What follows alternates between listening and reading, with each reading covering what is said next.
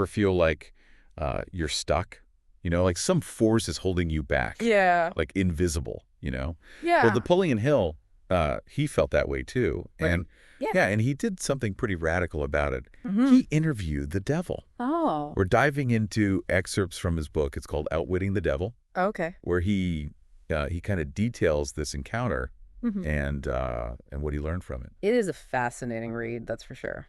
So Hill, the author of Think and Grow Rich, Right. he spent decades studying success, and he says this interview was a real turning point for him. Mm. He said it forced him to really confront his own struggles and ultimately complete his philosophy of personal achievement. Interesting. So we're going to unpack the devil's so-called confession Mm-hmm. and see if we can get any wisdom, to navigate our own challenges and opportunities. Okay. Yeah. What do you think? Well, it's interesting because Hill portrays the devil not as like this horned monster, but Yeah. more as like a cunning strategist who manipulates people into this state of what he calls drift. Drift. Yeah, like a state of aimlessness, Mm. a lack of clear purpose and direction. Okay. And the devil, according to Hill, he feeds on this drift. Mm. He claims his main weapon is fear.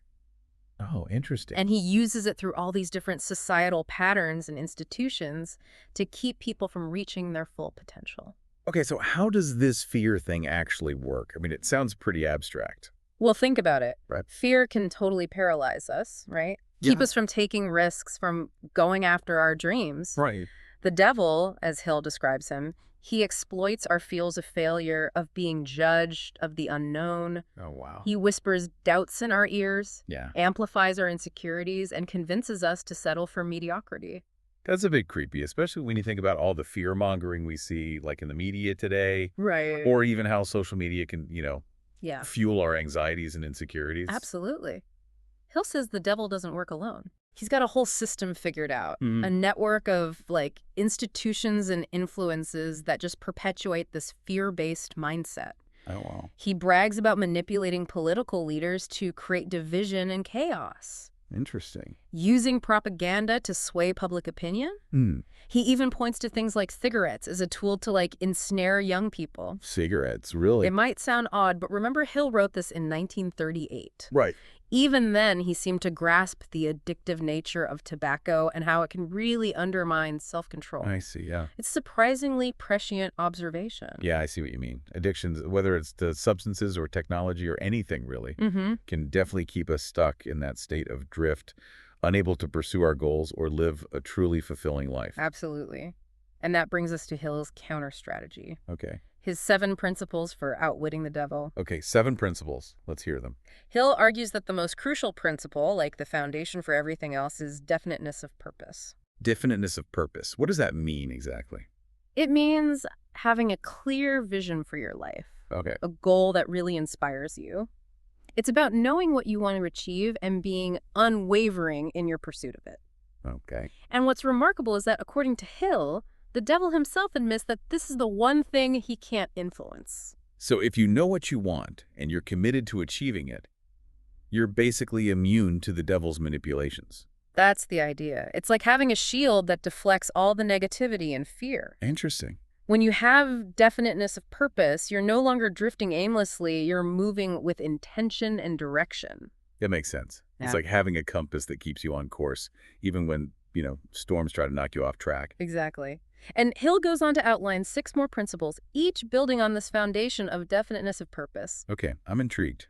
Give me another one. The second principle Hill emphasizes is controlling environmental influences. Controlling our environment. What does that mean? It means being mindful of the people we surround ourselves with, Okay. the information we consume, and the physical spaces we inhabit. Hmm. Hill argues that our environment has a huge impact on our thoughts, emotions, and behaviors. So if you're constantly hanging out with negative people, Right. watching like fear-mongering news Yeah. and living in a cluttered, chaotic space, Yeah. you're more likely to be pulled into that state of drift. Precisely. Hill believed that we have a responsibility to curate our environment, to create a space that supports our growth, nourishes our minds, and inspires us to reach our full potential. That makes a lot of sense. It's like the old saying, garbage in, garbage out. Right. If we're constantly feeding our minds with negativity and chaos, Yeah, that's what's going to manifest in our lives. exactly. And Hill believed that this principle applies not only to our external environment, but Yeah. also to our internal environment, our thoughts, beliefs, and attitudes. So it's not just about who we hang out with or what we watch. It's also about the conversations we have with ourselves, the stories we tell ourselves about who we are and what we're capable of. Precisely. And this leads us to another key principle Hill highlights: self-mastery. Self-mastery sounds intense. It is. In a way, Hill believed that self-mastery is essential for overcoming the devil's influence and achieving true success and happiness. Okay, but what does self-mastery actually involve? It involves cultivating self-control, Hmm. overcoming procrastination, developing discipline, Okay. and learning to manage our emotions effectively. So it's about being in the driver's seat of our own lives. Yes. Making conscious choices, Yes. rather than reacting impulsively or allowing our emotions to control us. Exactly. And Hill believed that self-mastery is not about denying our desires or suppressing our emotions, Okay. but about understanding them, managing them, and channeling them in a way that supports our goals and values. That makes sense. It's like learning to ride a wild horse, you know? Yeah. You don't try to break its spirit. You learn to work with its energy and guide it in the direction you want to go. That's a great analogy. And Hill believed that one of the most powerful tools for developing self-mastery is understanding and utilizing the law of hypnotic rhythm. Hypnotic rhythm, what's that? It's a concept Hill developed based on his observations of how the human mind works. He believed that our thoughts and actions create a kind of rhythm, Okay. a pattern that becomes ingrained in our subconscious mind. So if we're constantly thinking negative thoughts, procrastinating, and indulging in unhealthy habits, those patterns become deeply embedded in our minds, making it harder to break free. Exactly. And Hill believed that the law of hypnotic rhythm works both for us and against us. If we want to change our lives, we need to consciously create new positive rhythms by focusing on empowering thoughts, taking consistent action, and cultivating healthy habits. So it's like rewiring our brains by consciously creating new pathways that lead us towards our desired outcomes. Precisely. And Hill believed that this process of rewiring our minds is greatly enhanced by another principle: learning from adversity. Learning from adversity. That sounds a bit counterintuitive. Yeah. Don't we usually try to avoid adversity? Of course, we try to avoid pain and hardship. Right. But Hill believed that adversity is an inevitable part of life. And rather than viewing it as something to fear or avoid, he saw it as a valuable teacher, Okay. an opportunity to grow, learn, and become stronger. So it's about turning those setbacks and challenges into stepping stones. Yes. Using them to build resilience and wisdom. Exactly. Hill believed that every failure, every mistake, every obstacle we overcome contains valuable lessons that can help us on our journey. It's like that saying, what doesn't kill you makes you stronger. Precisely. And Hill believed that by embracing adversity and extracting the lessons it holds, we can accelerate our growth and become more resilient and capable individuals. Okay, that's 4 principles down. Definiteness of purpose, controlling environmental influences, self-mastery, and learning from adversity. What are the other 3? The remaining 3 principles are time, harmony, and guarding your sixth sense. Ooh, guarding your sixth sense sounds intriguing. But let's start with time. How does that fit into Hill's philosophy? Hill recognized that time is our most valuable resource. It's the one thing we can't get back, so we need to use it wisely. Okay, but isn't that a bit obvious? Everyone knows time is precious. You're right, it's a common sentiment. But Hill goes deeper than that. He links time to the concept of drift. He argues that when we lack definiteness of purpose, we tend to waste time, allowing ourselves to be pulled in a million different directions by distractions, obligations, and the whims of others. So it's not just about managing time efficiently.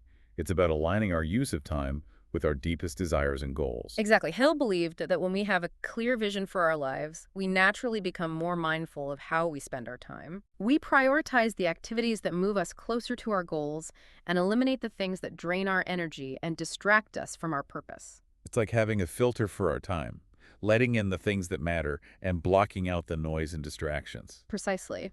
And Hill offered specific strategies for managing time effectively, such as setting daily priorities, scheduling our most important tasks during our peak productivity hours, and learning to say no to things that don't align with our goals. Those are all great tips. I think a lot of us struggle with saying no, especially when we want to please others or avoid conflict. It's definitely a challenge, but Hill believed that mastering the art of saying no is essential for protecting our time and energy, and ultimately achieving our goals. Okay, so that's time. What about harmony? How does that fit into the equation? Hill believed that true success and happiness can only be achieved through harmonious relationships with others. But didn't the devil say that love is a weakness, a distraction from self-mastery? Ah, yes, that was a clever bit of manipulation on the devil's part. Remember, he benefits from isolating people, making them distrustful and afraid to form genuine connections. So he was trying to twist the concept of love to make it seem dangerous, Right. when in reality, healthy, supportive relationships are essential for growth and well-being. Exactly. Hill saw true love as a force for good, Hmm. a source of inspiration and strength. He believed that through harmonious relationships, we can amplify our individual power and achieve far more than we ever could alone. It's like the saying, if you want to go fast, go alone. If you want to go far, go together. Precisely. And this brings us to Hill's seventh principle, guarding your sixth sense. Okay, sixth sense. Are we talking about intuition here? Yes, Hill believed that everyone has a sixth sense, Okay. a kind of inner wisdom that can guide us towards our true purpose and help us make sound decisions. He stressed the importance of listening to this inner voice, paying attention to those flashes of insight that often come when we least expect them. But how do we distinguish between genuine intuition and just random thoughts or wishful thinking? Hill suggested cultivating a state of mental clarity and stillness through practices like meditation and reflection. He believed that by quieting the noise of our everyday thoughts and emotions, we can become more attuned to the subtle whispers of our sixth sense. So it's about developing a kind of inner radar Mm-hmm. that can help us navigate the complexities of life, even when faced with uncertainty and unexpected challenges. Exactly. And this is where Hill's work gets really interesting. He ties all of these principles together into a comprehensive philosophy of personal achievement. He believed that by understanding and applying these principles, we can overcome any obstacle, achieve any goal, and create lives filled with purpose, joy, and fulfillment. That's pretty inspiring. But I'm curious, if these principles are so powerful, why aren't more people using them? Why are so many people still stuck in that state of drift that the devil seems to thrive on? That's a great question. And I think the answer lies in the fact that these principles require effort, discipline, and a willingness to challenge our comfort zones. It's easy to talk about personal growth, Right. but it's much harder to actually do the work. You're right. It's easy to get caught up in the busyness of life, to get distracted by instant gratification, Mhm. and to let fear hold us back from pursuing our dreams. Exactly. And the devil, as Hill portrays him, is a master of exploiting these human tendencies. He whispers doubts in our ears, Right. tempts us with distractions, and convinces us to settle for less than we're capable of. So it's a constant battle, a choice we make every day between listening to the voice of fear Yeah. or the voice of our own inner wisdom. Precisely. Yeah. And Hill believed that the more we understand the devil's tactics, the more empowered we become to recognize and resist his influence. So it's not about fearing the devil, No. but about understanding how he operates and using that knowledge to make conscious choices that align with our highest good. Exactly. And that brings us to the heart of Hill's message. We have the power to choose our own destiny. That's empowering, but it also feels like a huge responsibility. It is. But Hill believed that this responsibility is also our greatest gift, our birthright as human beings. We have the power to choose our thoughts, our beliefs, our actions, and ultimately the direction of our lives. So even though the devil may be lurking in the shadows, whispering doubts and fears, we have the power to turn on the light, to choose a different path, and to create lives that are truly extraordinary. Exactly. And that, my friend, is the key to outwitting the devil and living a life of purpose, joy, and fulfillment. Okay, so we've got a good understanding of the devil's game plan and Hill's overall strategy for countering it. Yeah. But I'm really interested in diving deeper into these 7 principles, Okay. exploring how they work, how they connect, and how we can actually apply them in our everyday lives. I agree. That's where the real magic lies. So are you ready to unpack these principles one by one? Absolutely. Let's do it. Absolutely. Let's do it. Okay, so we've established that definiteness of purpose is like the foundation of Hill's philosophy. Right. But how do we actually define our purpose? For Yeah. someone who feels lost or Yeah. directionless, Right. that can seem like a huge task. You're right. It can be challenging. But Hill believed that everyone has a unique purpose, a special gift to share with the world. He suggested starting with a deep dive into self-reflection. Self-reflection. So like journaling, meditation, spending time in nature. Exactly. Right. It's about quieting the noise of the external world and tuning in to the whispers of your own soul. Hmm. Ask yourself what truly lights you up. What makes you feel alive and engaged? Yeah. What are you naturally drawn to? What are your passions, your interests, your values? But what if you have multiple passions, multiple interests? How do you choose just one purpose? Hill didn't necessarily believe that we have to limit ourselves to a single purpose. Okay. He acknowledged that our purpose can evolve over time as we grow and learn. You're right. The key is to start with something that resonates deeply with you, something that excites you and motivates you to take action. Okay, so let's say you've done the self-reflection Yeah. and you have a general sense of what you want to do. Yeah. Or you want to contribute to the world. Right. How do you turn that into a definite purpose? Right. Like a concrete goal to work towards? That's where Hill's second principle comes into play, mastery over self. Okay. He believed that self-mastery is essential for taking that vision and turning it into a reality. Okay, but we talked about self-mastery earlier. How does it specifically relate to defining our purpose? Hill believed that self-mastery involves cultivating the discipline, focus, and resilience needed to take consistent action towards our goals. Okay. It's about overcoming procrastination, managing our time effectively, Right. and staying committed even when faced with obstacles and setbacks. So it's like having a strong internal compass that guides you towards your destination, Yeah. even when the journey gets tough. Exactly.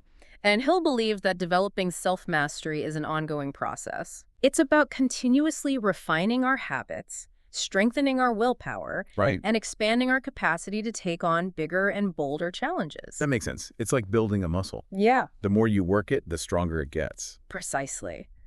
And Hill believed that self-mastery is not about becoming some kind of stoic, emotionless robot. Right. It's about learning to manage our emotions effectively, Okay. channeling our energy in a way that supports our goals and values. So it's about being the captain of our own ship, Yes. navigating through the storms and staying on course towards our destination. Exactly. And Hill believed that one of the most powerful tools for developing self-mastery is understanding and utilizing the law of hypnotic rhythm. Okay, hypnotic rhythm. We touched on that earlier, but Yeah. I'm still a bit fuzzy on how it works. Yeah. Can you explain it in a bit more detail? Of course, Hill believed that our thoughts and actions create a kind of rhythm, a Okay. pattern that becomes ingrained in our subconscious mind. So if we're constantly thinking negative thoughts, procrastinating, and indulging in unhealthy habits, those patterns become deeply embedded in our minds, making it harder to break free. Exactly. It's like wearing a groove in a record. The more you play it, the deeper the groove becomes, Yeah. and the harder it is to jump to a different track. I like that analogy. Yeah. So how do we break out of those negative grooves and create new, more positive ones? Hill believed that we can consciously reprogram our subconscious minds by repeatedly engaging in positive thoughts and actions. It's about creating new rhythms, new patterns that align with our desired outcomes. So if you want to become a more confident person, Right. you need to start acting confident, even if you don't feel it at first. Precisely. It's about acting as if until it becomes your reality. Hill believed that the law of hypnotic rhythm works both for us and against us. If we want to change our lives, we need to consciously create new positive rhythms by focusing on empowering thoughts, taking consistent action, and cultivating healthy habits. So it's about being mindful of the thoughts we think, the words we speak, and the actions we take, Right. knowing that they're all contributing to the creation of our reality. Exactly. It's about taking ownership of our thoughts, our emotions, and our behaviors, and choosing to align them with our desired outcomes. Okay, so hypnotic rhythm is a powerful concept, but it also sounds like it could be misused. What's to stop someone from using it to manipulate others? That's a valid concern. And Hill was aware of the potential for misuse. He emphasized that hypnotic rhythm should only be used for good, Okay. for personal growth and empowerment, not for controlling or manipulating others. So it's like any powerful tool. It can be used for good or for evil. Right. It all depends on the intentions of the person wielding it. Exactly. And Hill believed that ultimately the most powerful force in the universe is love. He believed that love is the antidote to fear, the force that can break the chains of negativity and liberate the human spirit. That's a beautiful thought. But how does love fit into this whole framework of outwitting the devil and achieving our goals? Hill believed that love is the foundation for all harmonious relationships, which is his sixth principle. Okay. He saw love as a force that connects us to something greater than ourselves, a source of inspiration, strength, and creativity. So it's not just about romantic love. It's about Yeah. love for humanity, love for nature, love for the creative process, love for life itself. Exactly. And Hill believed that when we cultivate this kind of love, it radiates outwards, impacting not only our own lives, but also the lives of those around us. All right. It creates a ripple effect of positivity and inspiration that can transform the world. That's a powerful image. Yeah. So in a way, love is the ultimate weapon against the devil, against fear, against negativity, against everything that holds us back from reaching our full potential. Precisely.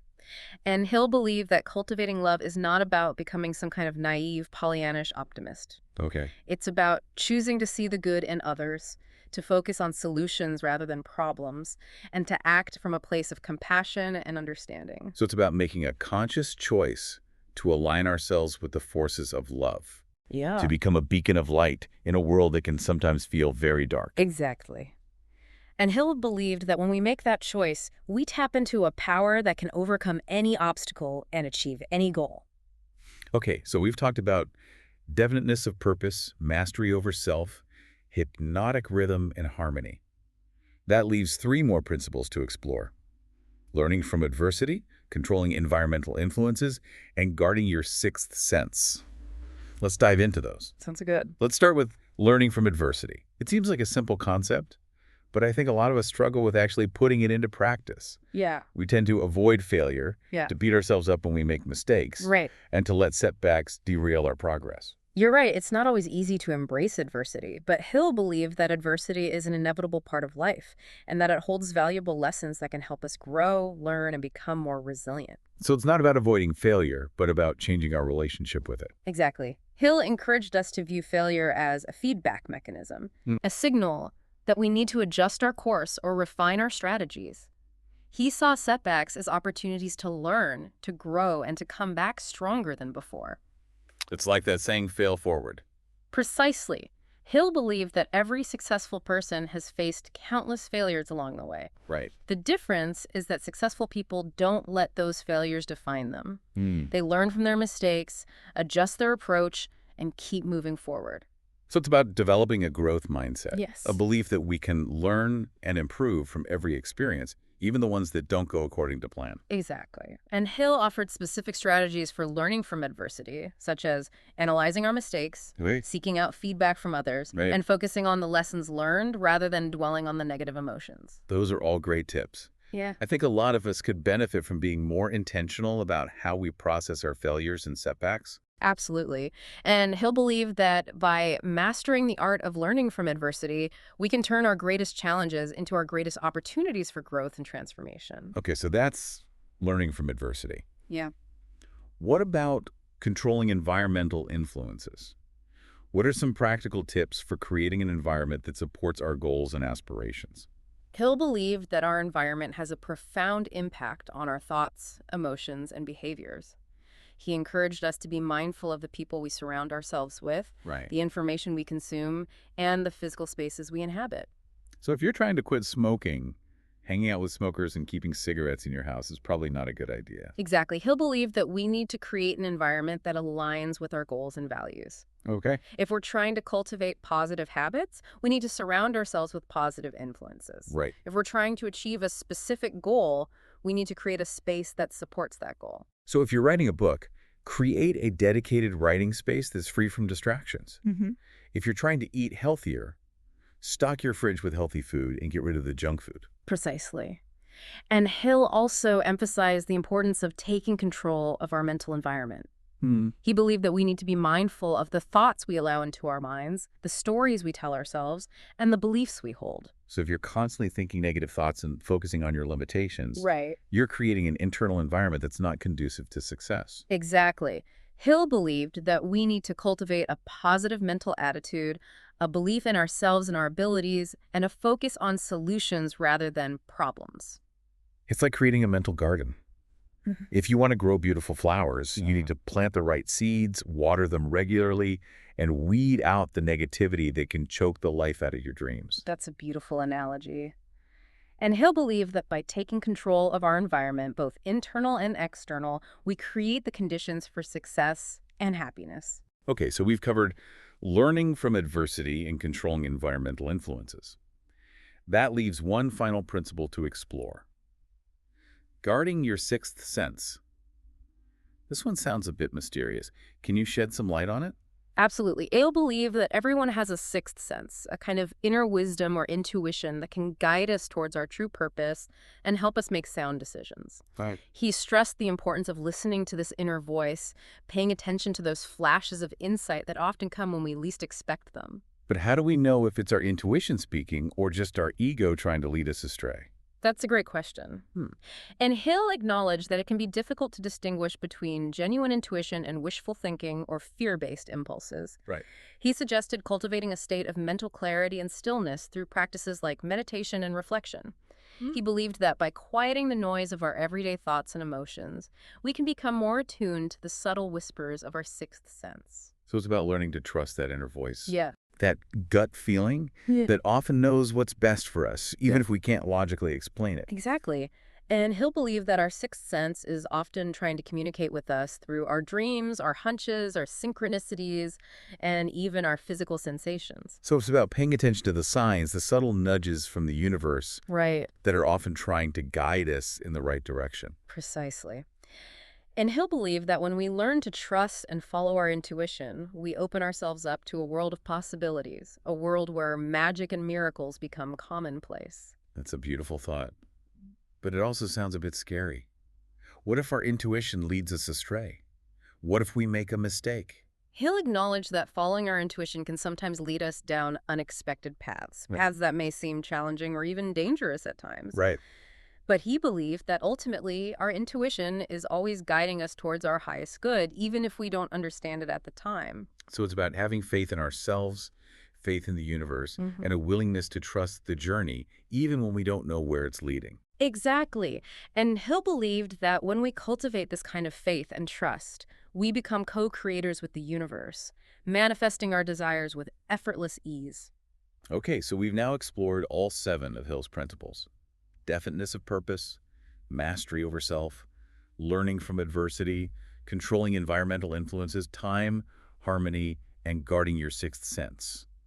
It's an incredibly comprehensive framework for personal growth and achievement. It is. But I'm curious, how do these principles actually work together? Are they all equally important, or are some more fundamental than others? That's a great question. And Hill believed that all 7 principles are interconnected and interdependent. So it's not about mastering one principle in isolation, it's about weaving them all together into a tapestry of conscious living. Exactly. Hill saw definiteness of purpose as the foundation, the starting point for everything else. Right. But he believed that each of the other principles plays a vital role in supporting that purpose and bringing it to fruition. So it's like a symphony orchestra. You need all the instruments playing in harmony to create a beautiful piece of music. That's a perfect analogy. And Hill believed that when we master all 7 principles, we create a symphony of success in our lives. That's a powerful image. Yeah. But I'm still a bit fuzzy on how these principles connect on a practical level. Can you give me an example of how they might work together in a real-life situation? Of course. Let's say someone wants to start their own business. They have a passion for baking, and they dream of opening a bakery. Okay, so that's their definiteness of purpose, opening a bakery. Exactly. But they're also afraid of failure, they procrastinate on taking action, and they get easily discouraged when things get tough. So they need to work on mastery over self. Precisely. They need to develop the discipline, focus, and resilience to take consistent action towards their goal, even when faced with obstacles and setbacks. And they need to surround themselves with supportive people, create a dedicated workspace, and eliminate distractions. Exactly. That's controlling environmental influences. They also need to manage their time effectively, prioritize tasks, and avoid getting bogged down in busy work that doesn't move them closer to their goal. So they need to be mindful of how they're using their time. Exactly. And they need to learn from their mistakes, analyze what's working and what's not, and adjust their approach accordingly. So that's learning from adversity. Precisely. And they need to cultivate harmonious relationships with their customers, their suppliers, and their employees, creating a win-win environment for everyone involved. So that's harmony. Exactly.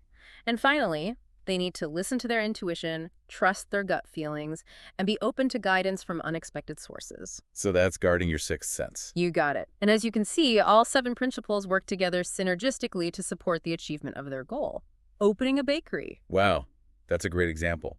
It really shows how these principles are all interconnected and how they can be applied in a practical way to achieve any goal. Exactly.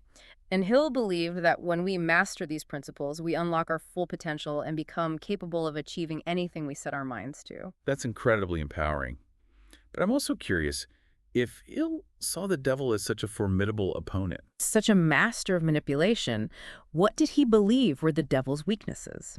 What can we leverage to gain an advantage in this battle for our minds and our destinies? That's a fascinating question.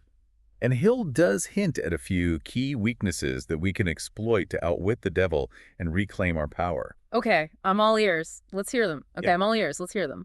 Well, as we've discussed, throughout this deep dive, Yeah, the devil's main weapon is fear. right. He thrives on uncertainty and doubt and anxiety. Hmm. But Hill believed that the devil is powerless against faith.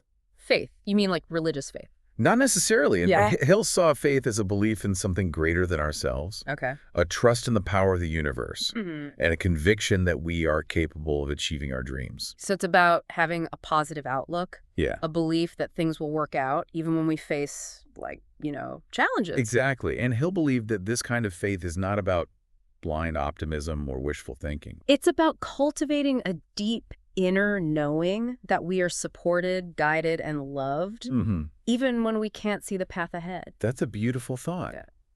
But how do we actually cultivate that kind of faith, Yeah. especially when we're surrounded by so much negativity and fear in the world? Hill believed that faith is a muscle that we can strengthen through practice. He encouraged us to focus on our successes, to celebrate our wins, Okay. and to surround ourselves with people who uplift and inspire us. So it's about shifting our focus from what we lack to what we have, Right. from what's wrong to what's right, Exactly. from fear to love. Exactly. And Hill believed that when we make that shift, we open ourselves up to a world of possibilities, a world where miracles become commonplace. Okay, so that's one weakness, faith. What else did Hill believe we could leverage to outwit the devil? Hill also believed that the devil is powerless against truth. Okay. He thrives on deception and misinformation and ignorance. Right. But when we seek out knowledge, when we challenge our assumptions and embrace critical thinking, Yeah. we weaken his grip on our minds. So it's about educating ourselves, staying informed, Yeah. and being willing to question the status quo. Precisely, Hill believed that knowledge is power, Right. and that the more we understand ourselves, the world around us, and the laws that govern the universe, Yeah. the more empowered we become to make conscious choices that align with our highest good. That makes sense. It's like shining a light into the darkness. Right. The more we illuminate, the less power the shadows have to hold us back. Exactly. And Hill believed that this pursuit of truth is an ongoing journey. There's always more to learn, more to discover, and more to understand. Okay, so we've got faith and truth. What other weaknesses did Hill identify? Hill also believed that the devil is powerless against love. He thrives on division and hatred and conflict. Right. But when we cultivate love and compassion and understanding, Yeah. we create a force field of positive energy that he cannot penetrate. We talked about love earlier in the context of harmonious relationships. Right. But how does love specifically counteract the devil's influence? Hill believed that love is the most powerful force in the universe. It's the energy that connects us all, the source of all creation, Yeah. and the antidote to all negativity. So it's not just about romantic love. Right. Yeah. It's about love for humanity, love for nature, love for the creative process, love for life itself. Exactly. And Hill believed that when we cultivate this kind of love, we tap into a power that can overcome any obstacle and achieve any goal. That's a beautiful thought. But it also feels a bit idealistic, Yeah. Is it really possible to love everyone and everything, even the people who hurt us or the things that challenge us? Hill believed that it is possible, Okay. but it takes practice.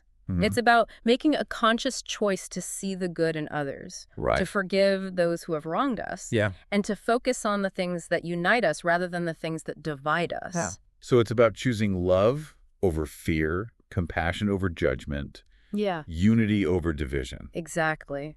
And Hill believed that when we make that choice, we transform not only our own lives, but also the world around us. Okay, so we've got faith, truth, and love.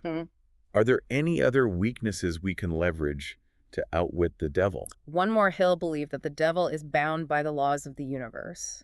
Hmm. He can't violate natural laws, such as the law of cause and effect, Oh, the law of attraction, or the law of hypnotic rhythm. We've talked about the law of hypnotic rhythm, Yeah. but what are the other laws you mentioned? The law of cause and effect is the principle that every action has a consequence. Okay. It's the idea that what we sow, we reap. Right. Hill believed that we are all responsible for the choices we make and the actions we take, and that those choices and actions will ultimately determine our outcomes. So if we want to create positive outcomes in our lives, we need to plant positive seeds. Exactly. And the law of attraction is the principle that attracts, Right. it's the idea that our thoughts, beliefs, and emotions create a magnetic field that draws to us experiences that match those vibrations. So if we want to attract abundance, we need to cultivate thoughts and beliefs of abundance. Yeah. If we want to attract love, we need to cultivate thoughts and beliefs of love. Precisely. Hill believed that by understanding and aligning ourselves with these laws, we can harness their power to create the lives we desire. That's incredibly empowering. So even though the devil may be a master manipulator, he's still bound by the same laws that govern the rest of the universe. Right. And by understanding those laws, we can outmaneuver him and create a reality that aligns with our highest good. Exactly. And Hill believed that when we do that, we not only liberate ourselves from the devil's influence, but we also contribute to the creation of a more harmonious, just, and loving world. So it's not just about personal gain. No. It's about using our power to make a positive impact on the world. Precisely. And Hill believed that this is the ultimate purpose of human life, to evolve, to grow, and to contribute to the betterment of humanity. Wow, that's inspiring. This whole deep dive has been incredibly insightful. Yeah. I feel like I have a whole new understanding of the challenges and opportunities we face in life and the power we have to shape our own destinies. I'm so glad to hear that. And remember, the journey of personal growth is ongoing. Right. It's about continuously learning, evolving, and striving to become the best versions of ourselves.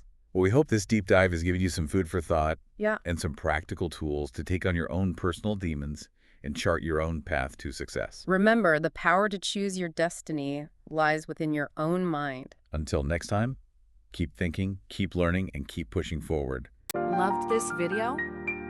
Smash that like button and subscribe so you don't miss out on future content. And don't forget to order the book, link below.